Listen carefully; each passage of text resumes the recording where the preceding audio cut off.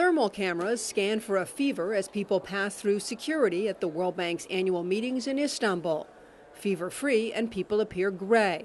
They show up as green if they are sick. Turkey has only reported 400 cases of H1N1 so far, and that's because it is vigilant about how quickly the disease can spread, especially among international travelers. 97% of the cases have come from abroad.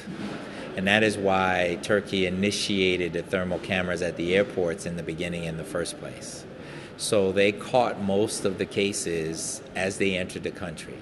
Inside the meetings, a stark reminder about how fast the virus is spreading. What we saw initially and over the summertime was that the highest impact was in the very well-developed, well-resourced countries.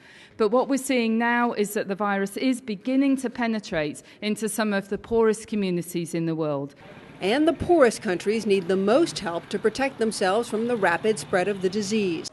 The concern is not only for those who fall sick, but for the impact of the pandemic on poor countries' futures, both socially and economically. We estimate at the bank that even a mild epidemic will reduce world GDP by 0.7.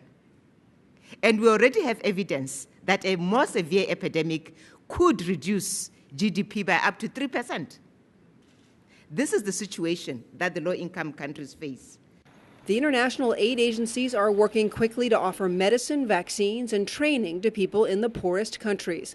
But the worry is that officials don't even really know what they're up against, because the virus could change, especially if it mutates with other diseases like H5N1, also known as avian flu.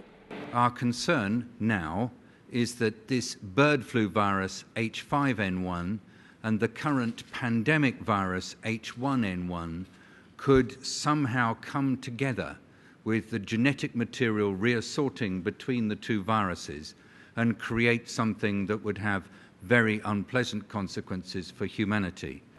Another threat for the people in the poorest countries, a known barrier to the spread of H1N1 and most diseases, is hand washing, which is nearly impossible in places without soap or clean water.